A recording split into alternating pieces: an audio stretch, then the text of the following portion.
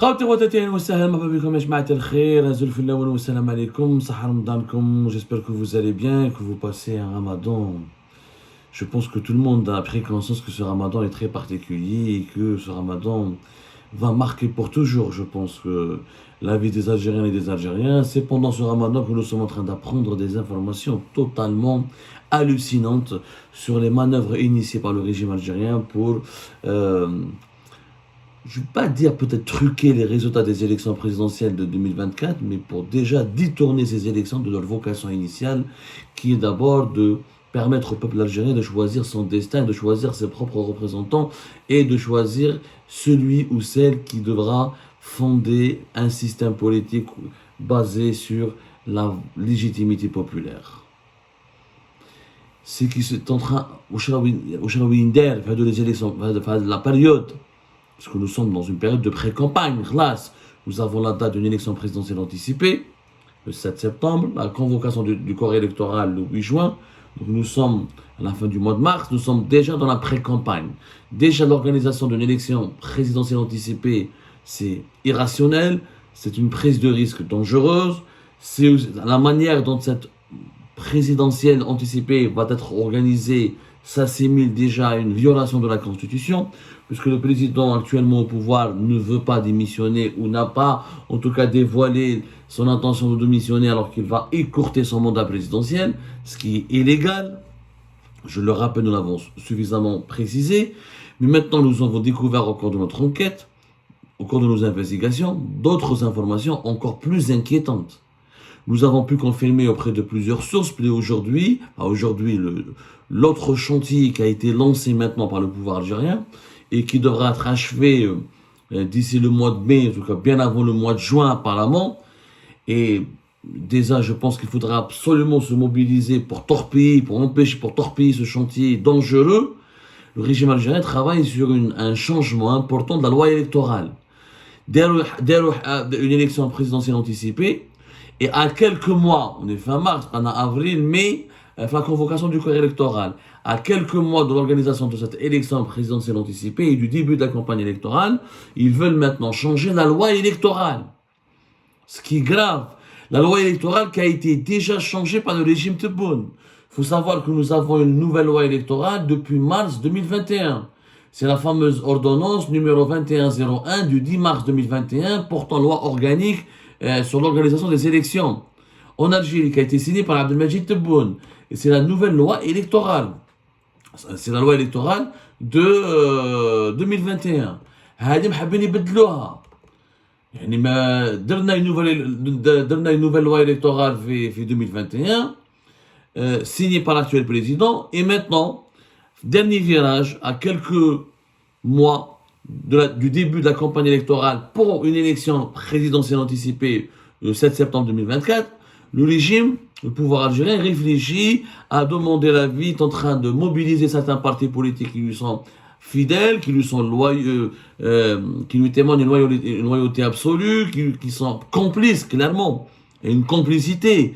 Tous les partis politiques qui ont applaudi l'organisation des élections présidentielles anticipées du 7 septembre sont des complices. Ce sont des perroquets, ce sont des bniwiwi, ils n'ont aucune conscience ils n'ont aucune conscience du danger et des risques encourus par le pays. Ils n'ont aucune conscience de l'impact potentiellement préjudiciable pour l'avenir de notre pays. Parce que là, nous sommes... C'est une manœuvre de déstabilisation de l'Algérie. On a refait basculer l'Algérie dans une nouvelle crise d'instabilité avec clairement, c'est une volonté manifeste de la part d'un président qui veut rester au pouvoir, quel que soit le prix, quelle que soit la méthode qu'il veut utiliser, il veut monopoliser le pouvoir, il veut imposer le passage en force, il veut passer en force en deuxième mandat. Je n'ai jamais vu un président de la République qui organise une élection anticipée qui sont démissionnés dans aucun pays au monde. Dans aucun pays au monde. Tu démissionnes ou tu te représentes pas. Parce qu'elle est anticipée, donc c'est un désaveu de ton propre mandat, de ton propre bilan, de ton règne. Ça veut dire que le pays est en situation de danger, de crise, qu'il a besoin de nouveaux leaders, de nouvelles institutions. Non seulement où ils ont fait vraiment un dérapage qui est dangereux. Et nous allons voir, pour le moment, peut-être nos citoyens ont du mal à comprendre où est le danger. Mais vous allez voir, quand on va s'approcher de la campagne électorale, quand on va s'approcher du mois d'août, et quand on va se rapprocher de la date fatidique du scrutin, dans le 7 septembre, vous allez voir comment le pays va évoluer dans une ambiance très malsaine, et qui fera l'objet de plus de suspicions au niveau de la communauté internationale, que le passage en force, le probable, il se dessine, il est sous nos yeux. Le passage en force du deuxième mandat d'Abdelmadjid Tebboune va affaiblir, va aggraver déjà les malheurs de la situation socio-économique du pays. Il va aggraver l'isolement diplomatique et géopolitique déjà qui est très grave de l'Algérie. Il va faire de l'Algérie un pays perçu comme étant un pays dangereux, instable, incertain. Il n'y a jamais de visibilité. On ne sait pas qui dirige. On ne sait pas le pouvoir, pourquoi il est aussi instable, et personne ne voudra travailler ou investir chez nous, ou collaborer avec nous. Vous allez voir ces effets, petit à petit. Mais maintenant, pourquoi changer la loi électorale? Quel pays organise des élections présidentielles anticipées, mais il veut changer la loi électorale, qui a été déjà changée en 2021? Je rappelle que cette loi électorale, elle est parmi les plus dures. Elle est déjà très dure. Au niveau, par exemple, des élections présidentielles, il y a des conditions, elle formule des exigences qui exclut, on l'a analysé ensemble, des pans entiers de la société algérienne. Je dis bien des pans entiers de la société algérienne. Pour participer à une élection présidentielle en Algérie, quel état? Il faut pas avoir de conjoint étranger, il faut pas avoir résidé à l'étranger, il faut ramener des attestations et des preuves qui démontrent que tes parents n'ont pas entrepris des actes contre la révolution. On ne sait pas d'ailleurs qui va délivrer ces actes et comment. Il faut réunir 600 signatures individuelles, t'as les élus, alors que nous sommes dans un système totalitaire où les élus ont peur. Qui va donner 600 parrainages? Ou là 50 000 signatures sur 29 wilayas, avec un minimum de 1200 signatures par wilaya. Donc 50 000 signatures, je précise que cette loi électorale, elle est déjà, c'est un peu comme si on applique le calendrier, c'est la loi électorale. Si on essaie de l'appliquer dans le cadre de cette élection présidentielle, des préparatifs de cette élection présidentielle anticipée, mis à part Balak Abdelmadjid Tebboune ou Ben Grina, personne ne pourra participer aux élections. Allez, c'est comme quelques articles, par exemple. Maintenant, pour être candidat aux élections présidentielles en Algérie, la loi électorale de 2021, elle dit dans son article 251 que la déclaration de candidature est déposée au plus tard dans les 40 jours qui suivent la publication du décret présidentiel portant convocation du corps électoral. C'est-à-dire que le décret présidentiel va sortir, le corps électoral sera convoqué le 8 juin. Tu as en 40 jours, entre le 8 juin et le 8 juillet, plus des jours jusqu'au 18 juillet pour déposer ton dossier de candidature aux élections présidentielles. Sauf, donc, le 8 juin, c'est demain. Nous sommes déjà le 25 mars. Avril, mai, ensuite c'est le 8 juin. On a entre le 8 juin et le 18 juillet. Qui peut ramener 50 000 signatures sur 29 wilayas avec 1200 signatures, avec un quota de 1200 signatures pour chaque wilaya, des 29 wilayas, où il y a 600 parrainages de la part des élus d'ici le 18 juillet. Vu au regard de la situation politique du pays. Les gens ont peur, il y a les Algériennes et les Algériens ont peur de s'exprimer sur Facebook, ont peur de faire des vidéos sur YouTube. Pour un commentaire sur les réseaux sociaux, tu pars en prison, qui va accorder son parrainage, ou là sa carte d'identité, ou sa signature à un candidat de l'opposition? Qui? Imaginons que moi je suis un candidat de l'opposition et je veux défier Abdelmadjid Tebboune et je veux présenter mon dossier. Je connais les 50 000 signatures. Qui osera me donner sa signature? Alors que tout le monde a peur de finir en prison. C'est quasiment impossible. C'est quasiment impossible.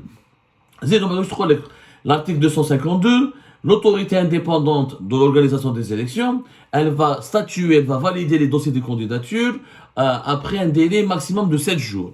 Entre 7 jours après le 18 juillet. À compter de la date du dépôt de la déclaration de candidature. Ça, si tu déposes 20 juin ou le 25 juin, en 7 jours, au bout d'une semaine, l'autorité indépendante d'organisation des élections, l'ANI en Algérie, qui est l'autorité qui est chargée d'organiser les élections présidentielles, comme tous les processus électoraux en Algérie, doit valider ou invalider. Ensuite, il y a des dates de recours. Il faut aller, le candidat dont le dossier a été invalidé, il peut aller, par exemple, introduire un recours au niveau de la Cour constitutionnelle dans un délai de 48 heures. Ensuite, la Cour constitutionnelle, elle a besoin de 7 jours à partir de la date de la transmission du recours pour pouvoir répondre au candidat et éventuellement corriger ou la valider ou la donner raison à l'autorité indépendante d'organisation des élections en Algérie. C'est un processus qui est lent, qui demande beaucoup de temps, et si on applique les articles à la loi électorale, personne ne va être prêt pour le début de la campagne électorale qui est prévue normalement au mois d'août, une vingtaine de jours avant la date du scrutin. Parce que la campagne électorale doit s'arrêter 3 jours avant le jour du scrutin et elle doit commencer une vingtaine de jours, 25 jours, entre 23 et 25 jours, selon cette loi électorale à mars 2021, avant le scrutin présidentiel, avant le 7 septembre. Mais personne ne sera prêt. Personne. Pour réunir 50 000 signatures, il faut sillonner 29 wilayas et il faut convaincre les gens de te donner leur signature. Il faut un quota de 1200. C'est le dossier qui est compliqué. Le dossier est très compliqué. Déclaration de patrimoine, signer des engagements, les extraits, la paperasse, les certificats médicaux, des déclarations sur l'honneur, les certificats de nationalité, la carte d'électeur. Le dossier, il est très compliqué. Comme déjà le mode actuel d'organisation des élections en Algérie, il est verrouillé. Mais à part le président sortant, et deux figures politiques proches du pouvoir, qui peuvent facilement, quand on est proche du pouvoir, les gens te donnent plus facilement leur signature. T'as واحد جاي en opposition, il dit t'as bébé, d'être الحبس ولا ما باليش, tu risques la prison, t'as des positions radicales, virulentes contre le pouvoir. Les gens ont du mal, ils ont beaucoup peur pour suivre, pour parrainer un candidat de l'opposition. Parce que les signatures, c'est des noms qui seront communiqués à la Cour constitutionnelle et à l'autorité d'organisation, à l'autorité indépendante d'organisation des élections présidentielles. Parce qu'il y a un travail, donc les autorités vont identifier celles et ceux qui vont parrainer un candidat de l'opposition. Dans le climat de répression générale et généralisée dans lequel vit l'Algérie, ou encore une fois, pour même pas un parrainage, pour un commentaire sur les réseaux sociaux, on peut aller en prison, donc, la question qui se pose, qu'est-ce qu'ils vont rajouter? Qu'est-ce qu'ils vont rajouter? Je ne comprends pas. Déjà, elle est dure. Déjà, elle exclut énormément de personnes de la compétition électorale. Et ce n'est pas normal, d'ailleurs, la loi électorale prévoit un deuxième tour et un premier tour. Peut-être qu'ils vont supprimer la possibilité du deuxième tour. Je ne sais pas. Là, qu'ils vont raccourcir je pense qu'ils vont essayer de raccourcir les procédures de contrôle et de recueil des dossiers, parce que il y a la Cour constitutionnelle qui a des procédures de contrôle, qui doit valider certaines démarches ou certaines décisions entamées par l'autorité indépendante d'organisation des élections. C'est la Cour constitutionnelle qui doit proclamer les résultats du premier tour. La loi électorale, c'est 34 pages que vous pouvez lire. Elle est téléchargeable sur le journal officiel sur Internet. Franchement, ce n'est pas du tout une bonne loi. Moi, je ne comprends pas pourquoi on demande autant de parrainage. Pour moi, il me faut 50 000 parrainages. Elle m'a 5 000. Et je n'ai pas le droit d'avoir, c'est ma femme, elle a une nationalité étrangère. Je dois résider en Algérie pendant pratiquement 10 ans de manière ininterrompue. Un Algérien qui a résidé à l'étranger pendant un certain nombre de temps, pendant 5 ans ou 6 ans, ne peut pas se présenter aux élections. Pour quelle raison? Imagine quelqu'un son père était malade, ou là il a dû faire des études à l'étranger, quelqu'un qui a occupé un poste important dans une grande multinationale, quelqu'un qui a une grande carrière internationale, c'est une valeur ajoutée pour le pays. Pourquoi on va l'empêcher de se présenter aux élections présidentielles? Donc cette loi, elle est déjà verrouillée. Elle verrouille, et d'ailleurs même quand plusieurs partis politiques ils le disent, même quand on s'intéresse pour organiser des élections législatives ou là pour organiser des élections locales, cette loi favorise automatiquement les partis du pouvoir, ou là les personnes, ou là les instances, ou les entités qui sont liées au pouvoir. Et elle a été critiquée à maintes reprises. Plusieurs partis politiques ont demandé son changement. Bessah, que le régime algérien essaye de changer la loi électorale à la veille d'une élection présidentielle anticipée, c'est pas normal. Il y a depuis 2021, et des partis politiques, Sofiane Gilel et le Parti des Travailleurs, Mokret, le MSP, ils ont crié, ils ont dit que cette loi électorale n'est pas bonne, il faut absolument la changer. Le pouvoir ne les a pas écoutés, et aujourd'hui, dernier virage, au dernier moment, à la veille de l'organisation des élections, d'une élection présidentielle anticipée, le pouvoir veut changer la loi électorale. C'est très douteux. Ils vont la serrer encore. En fait, ils vont serrer encore plus le vis. Ils vont, je suis sûr, de toute façon, ils sont en train d'enquêter et d'investiguer, et on aura des informations très bientôt. Ils vont encore durcir les conditions qui permettent à un candidat de participer aux élections présidentielles en Algérie. Ils vont durcir les conditions administratives, bureaucratiques, ils vont verrouiller encore davantage le jeu électoral, ce qui témoigne, d'ailleurs, parce que franchement, Abdelmajid Tebboune, s'il veut faire son deuxième mandat, c'est pas la loi électorale qui l'empêche.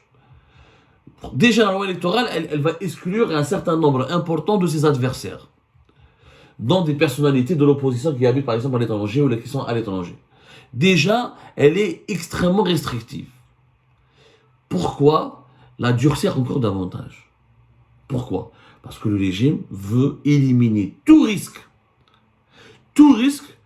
de trouble lors des prochaines élections. Il veut que ces élections, il veut que les résultats prévus dès maintenant de ces futures élections présidentielles anticipées passe comme une lettre à la poste. Est-ce que le peuple algérien va accepter cela? Est-ce qu'il va accepter cette énième humiliation? Ce n'est pas sûr.